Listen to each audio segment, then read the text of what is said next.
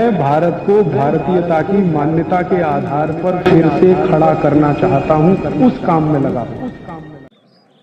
एक ऐसा इंसान जिसने अपना पूरा जीवन भारत, भारतीयता और स्वदेशी को समर्पित कर दिया, जिन्होंने विदेशी कंपनियों की लूट के खिलाफ बिगुल फूंका और देश के इतिहास, आयुर्वेद और संस्कृति की असली हकीकत से हमें रूबरू कराया।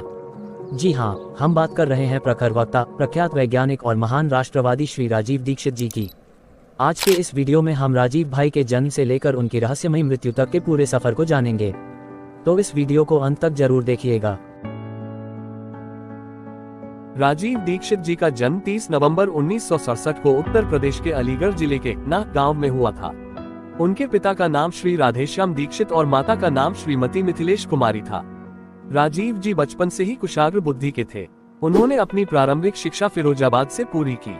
पढ़ाई में उनकी रुचि इतनी गहरी थी कि उन्होंने आगे चलकर इलेक्ट्रॉनिक्स इंजीनियरिंग में एम.टेक की डिग्री हासिल की।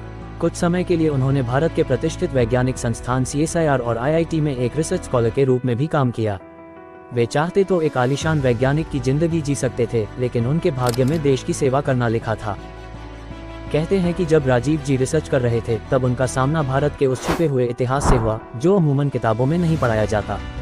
उन्होंने गहराई से अध्ययन किया कि कैसे ईस्ट इंडिया कंपनी ने भारत को लूटा था। उन्हें समझ आया कि आज की मल्टीनेशनल कंपनियां MNCs भी उसी रास्ते पर चल रही हैं। इसी दौरान वे इतिहासकार धर्मपाल जी के संपर्क में आए, जिन्होंने उन्हें भारत के प्राचीन गौरवमयी इतिहास और स्वदेशी विज्ञान के प्रमाण दिए। बस फिर क्या था, राजीव जी ने देश को जगाने का फैसला किया। साल 1991 में आज़ादी बचाओ आंदोलन की शुरुआत हुई। राजीव जी ने पूरे देश का दौरा करना शुरू किया। उन्होंने गांव-गांव, शहर-शहर जाकर 15,000 से ज्यादा जनसभाएं की। वे बिना थके, बिना रुके, घंटों तक आंकड़ों और सबूतों के साथ स्वदेशी का महत्व समझाते थे। राजीव भाई सिर्फ विदेशी कंपनियों के खिलाफ ही नहीं बोल रहे थे, बल्कि वे भारतीय चिकित्सा पद्धति यानी आयुर्वेद के भी बहुत बड़े समर्थक थे।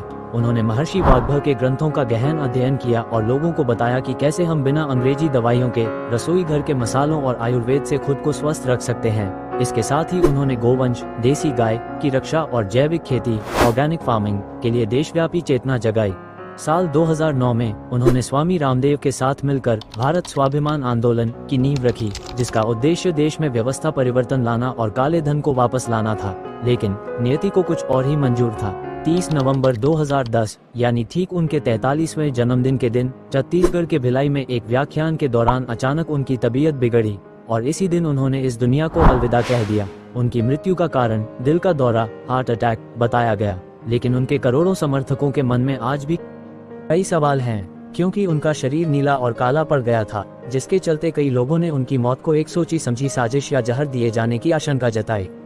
आज भी उनकी मृत्यु का रहस्य पूरी तरह से सुलझ नहीं पाया है। राजीव दीक्षित जी आज भले ही हमारे बीच शारीरिक रूप से मौजूद नहीं हैं, लेकिन उनके विचार, उनके व्याख्यान और उनके द्वारा जगाई गई स्वदेशी की अलख आज भी करोड़ों भारतीयों के दिलों में जिंदा है। आज देश में जो लोकल के लिए वोकल होने और आयुर्वेद को अपनाने की क्रांति दिख रही है, उसकी नींव में कहीं न कहीं राजीव भाई के ही विचार हैं। नमन है भारत माँ के ऐसे सच्चे सपूत को। दोस्तों, राजीव दीक्षित जी के विचारों के बारे में आपकी क्या राय है, कमेंट बॉक्स में जरूर बताएं। वीडियो पसंद आया हो तो इसे लाइक और शेयर करें और चैनल को सब्सक्राइब करना न भूलें। जय हिंद, जय भारत, वंदे मातरम।